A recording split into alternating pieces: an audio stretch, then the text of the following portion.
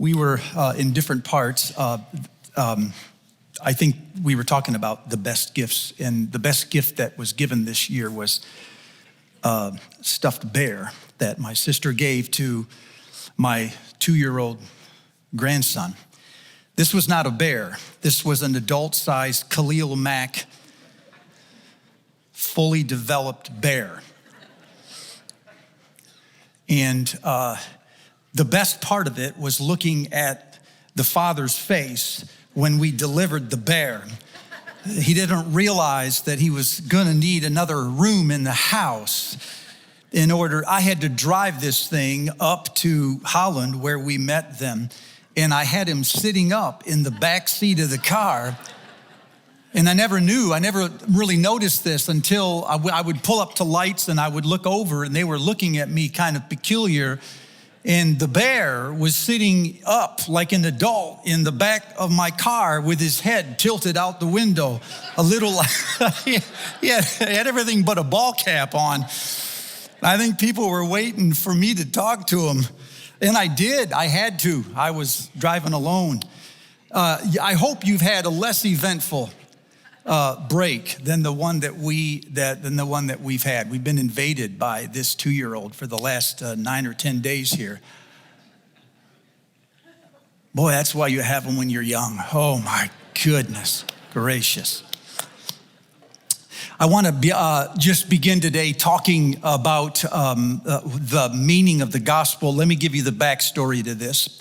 Last May of 2019, I did an offsite retreat with our church board. Partway through that retreat, I told them that the 3 things I was trying to install in every member's life in College Church was a knowledge of the word, a belief in the gospel, and a love for the church.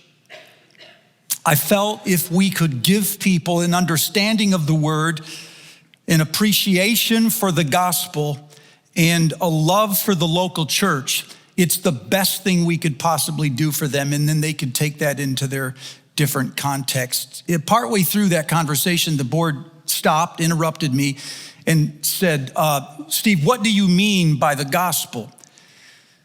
I said, this is not the gospel that I grew up hearing about in church. It feels like a different gospel to me.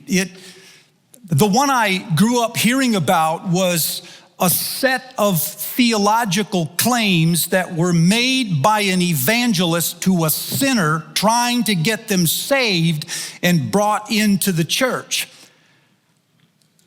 But the gospel in the Old Testament is a set of convictions practiced by a prophet, not to unbelievers, but to believers, trying to recruit them into a movement that God has already started.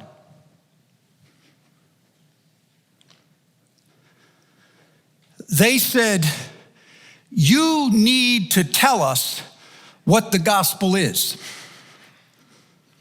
and how to share it, if sharing is even the right word. Well, I've never had a board before tell me what I should preach. I don't fully believe in it, but there it was. They put the challenge before me that night, and when I went to bed at the retreat, I knew that they were onto something. They had put their finger on something that has been bothering me for a long time, and I've not been able to find words for it. It seems to me that the religious landscape in our country is changing more rapidly in the last 20, 30 years than it has changed in the previous maybe 100. And this has created what some call a gospel gap, which is the space between the incremental growth of the church and the accelerated growth of the public. In other words, the culture is getting larger, more diverse, more complex, and more secular faster than the church can adapt to reach it. And so the gap between the church and the culture is getting wider and wider the longer we watch. So all of the methods that we have used to share the gospel now seem out of date. No, it's worse than that. They seem intrusive at best, annoying at worst. 80% of the people driving by this church this morning say that they consider evangelism to be an intrusive, if not rude, behavior. Almost 50% of the millennials in this room, not driving by, church-going millennials believe the same thing. It is offensive and intrusive to start evangelizing someone, and yet they feel it's important to share Christ. So it feels like our culture is more hungry for hearing the gospel and yet more resistant at the same time. People are ready to have conversations about faith, but they no longer confine those conversations to the Christian tradition. They want to have them about every faith, and they want to get there on their own. They don't want to be led by somebody that has a prescribed plan. And yet, many of us, including myself, came up in churches that were trained to do exactly that. Take conversations, and if we can, steer them onto religious themes so we can bring this person down a path, a road, a set of laws or steps toward receiving Christ. All of that's changing. I'm not saying it's wrong. I'm saying the culture is changing and it's becoming less and less effective. It's quiet in here. You thinking? Are you sleeping? The culture, including those in the church, lack the structures and the language for speaking of God in general. We've lost touch with the big story, so we can't make sense of all our little stories underneath it. And what is needed is not in innovation in methods. We don't need new methods, and we don't need new churches and new practices as much as we need new language for speaking about the gospel. It's not connecting.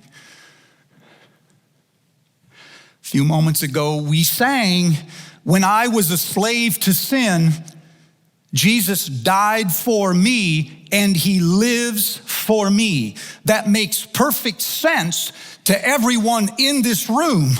But you understand, when you leave this room,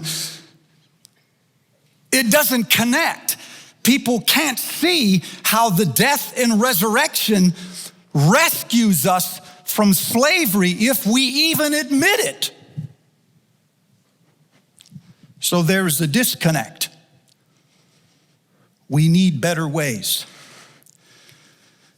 So what I want to do the next few weeks is talk about what the gospel is and what it means to believe it and how we might share it, if sharing is even the word, and what might be the result if we did.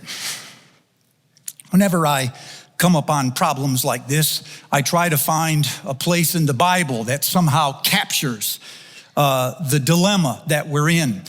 And so last fall, I told you a story about a guy in Mark chapter 9 whose father brought the boy to Jesus because the Bible says he had been robbed of his speech. He couldn't talk. But when he met Jesus, we discovered he couldn't talk because he couldn't hear. And so what we need, we said last fall, was an emphasis upon hearing first what God is saying and then what our culture is saying so that we can get back our voice. So we've spent a few months talking about listening. I want to spend the next few talking about talking.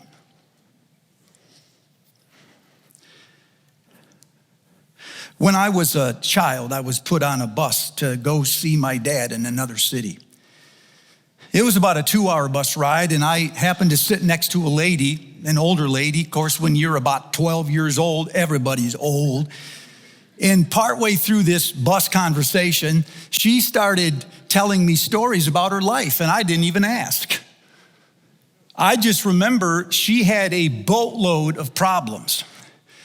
I remember that her family was coming apart. I remember that she was cycling in and out of jobs. I remember her brother blew up his leg because he was playing with explosives. I'm still trying to figure that out. I remember that she was feeling lonely in a big city, and after about 2 hours, we landed in Pontiac, Michigan. We disembarked. My dad was there, picked me up, got in the car, and as we were driving, he said, "Well, how was the trip?" I said, "Weird."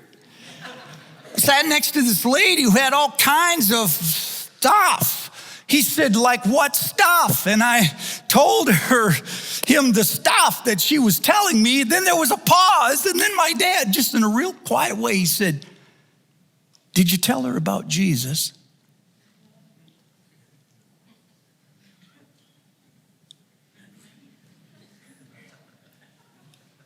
I'm like, "Dude, I'm 12. That's your job." He said, "Did you tell her that you were a Christian?" "You probably didn't pray for her." "Did you tell her you would pray for her?" I just remember he went, "All right, let's go." And I couldn't miss the feeling that I had just blown a huge opportunity to evangelize. And I lived with that for a long time. But in my defense,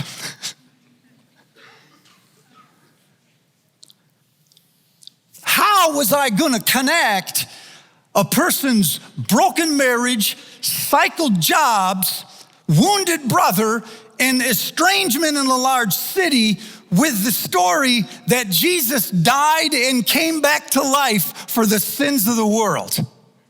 I could not for the life of me connect those two things. I didn't even know how to listen to the stories in the language of gospel. So of course I didn't share Jesus.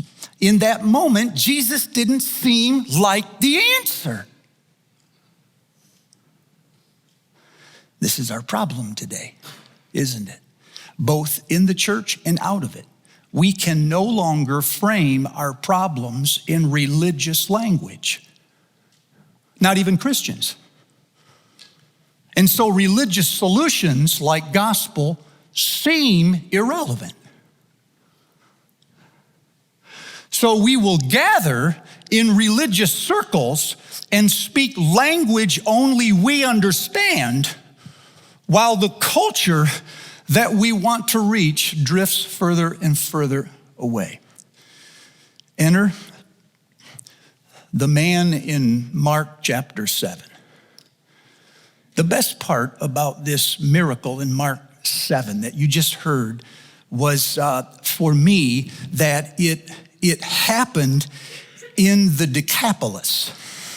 The Decapolis was 10 Greek cities that were taken back over by Pompey about 60 years before Jesus was born. And then he formed with these 10 cities an alliance with kind of a shared defense. And so the cities were full of Greeks and Roman soldiers. So it was the people from the Decapolis, likely Greeks. Pause. These are not God-fearing people. These are people who don't believe in God. They believe in many gods. And they don't believe Jesus is the Son of God. They believe he's a good man. He's a prophet. He has maybe divine power.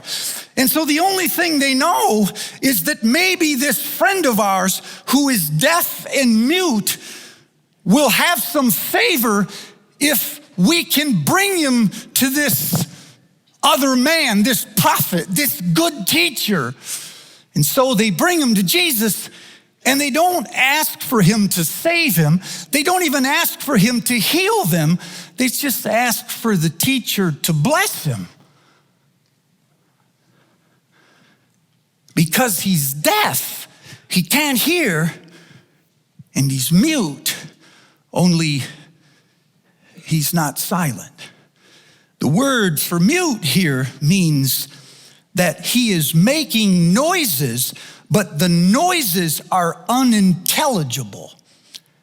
You talk to someone who was deaf, they have a hard time articulating their language. That was his problem. He was able to talk, but what he was saying was confusing. It was cryptic. It was hidden, inarticulate. It was meaningless. They couldn't discern or decipher what he was saying, but he was still talking. And Jesus committed 2 acts. First, he put his fingers in the man's ears, I guess like this. And then he spit on his fingers, and he opened the man's mouth, and he touched the man's tongue with his saliva. And when he did this, he looked to heaven, and he said, Ephphatha, which means be opened. And immediately, the man's ears were opened, and his tongue, wait for the language, was set free.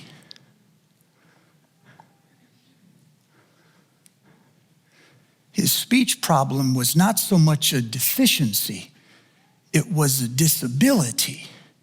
He could talk, but he wasn't making sense.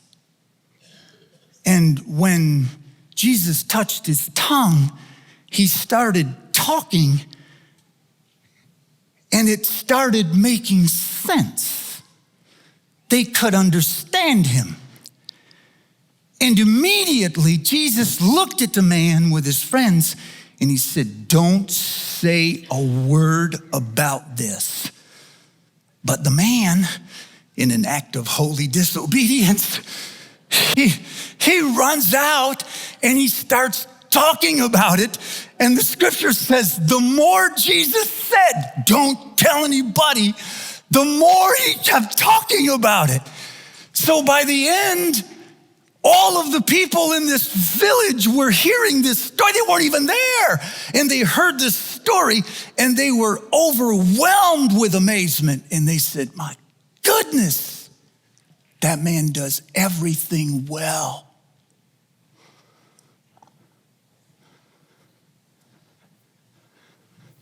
This has been my prayer for the church.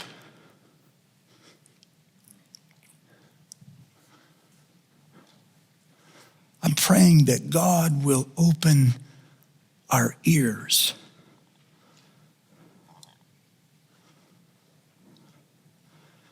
so we can listen. Not because we have a pocket pocket full of answers we can't wait to share,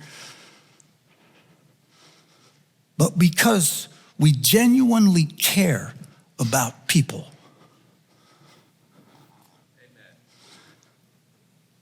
So I'm praying that God will teach me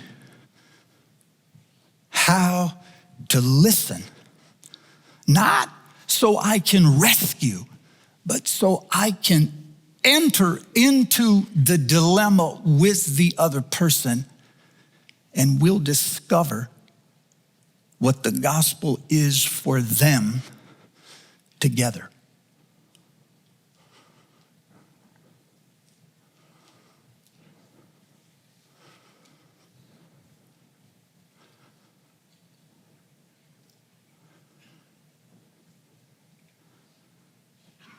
And it might be the world that brings the church to Jesus. And praise that very thing. It might be the Greeks who bring the Christians back to Jesus and say, we can't do this, but this church is deaf and they cannot speak. And we don't have any hope unless the church learns to listen and they learn to speak. But you see, in church, you already think you do listen. And your words make perfect sense to everyone else in the building. Now, it might actually be the world that saves the church before the church saves the world. Because I admit, we have Christians, lots of them, who neither hear nor speak. For them, worship is like a fourth chapel. They come, they watch the show, and do not grow. But there are others of us that cannot hear, but we keep talking. And when you speak and you haven't heard from God, the only thing you know to share are plans of salvation. This is why you need to drag somebody into a prescribed conversation so you can take control of the conversation and lead it toward a prescribed end. Somehow, I have to get this person to believe that they have a problem with sin. But see, not everybody believes they have a problem with sin. And so the conversation is broken before it already begins because we do not have other language. We do not know how to listen, and so we just talk. I mean, I did this. Years ago, lady came in to see me. First thing out of her mouth, will you dedicate my baby? I said, well, are you a Christian? She said, Christian? Oh, I wish I was. My life is so rotten. I just need God. You know what I did? I did the only thing I knew to do. I went back into my memory and I reached for the 4 spiritual laws. I said, well, let me tell you what. Humans are sinful and separated from God. But it's a good thing because God has, I got halfway through. She interrupted me and she said, preacher, get to the point. I need God. Can you help me or not? I thought, I can preach. When you can't hear and you keep talking, that's what you do. And again, I'm not going to dismiss that. I'm not telling you to stop talking. Keep talking. But pray that God will open your ears. Because then the stuff that you say to people will be fresh and personal. We have another group of people in our church that can hear, but they won't talk.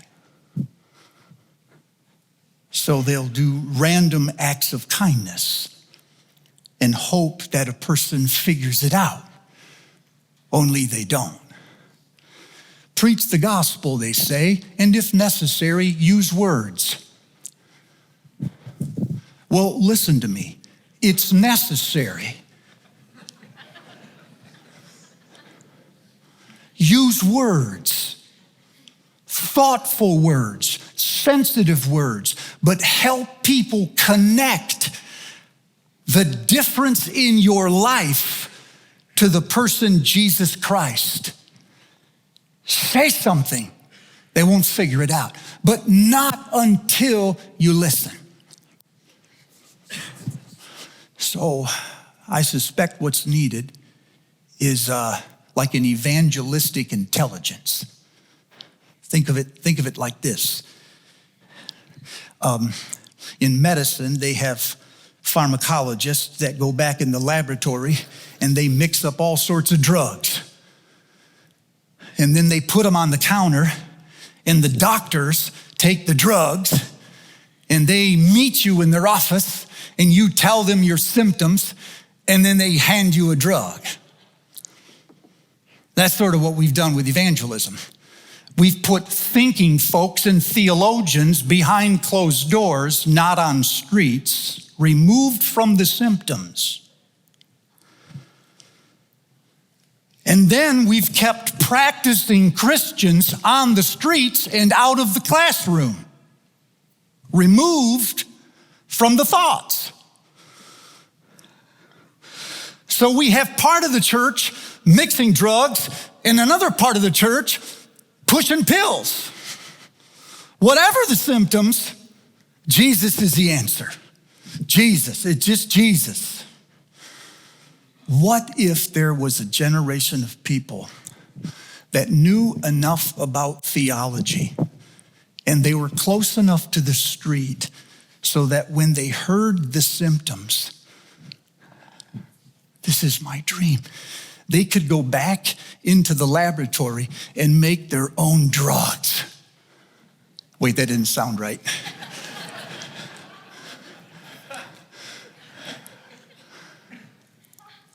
They could say something that was theologically substantive, and so it would work. And it was a direct answer to that conversation, not that one.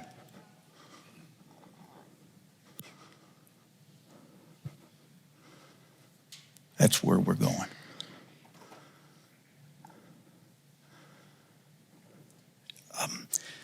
I think it all begins with your story.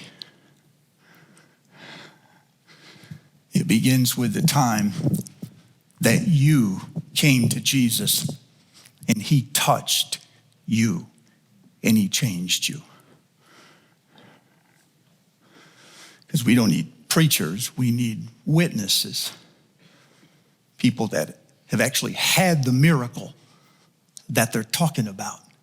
Can I leave you with a couple of questions that I'd like you to think about over the next few days? And then when we start next Sunday,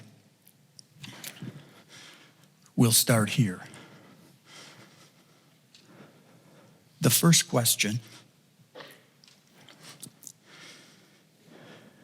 is, why do you choose to be or remain a Christ follower? Why did you choose to be, or why do you choose to remain today a follower of Christ? In one sentence.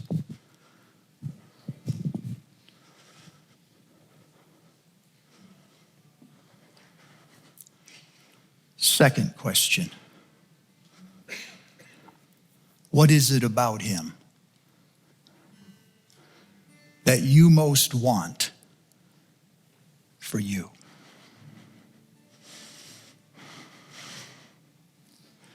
What do you want him to do for you? That only he can do. Not a doctor, not a psychologist, not a friend. A miracle. What do you want him to do? That only God can do.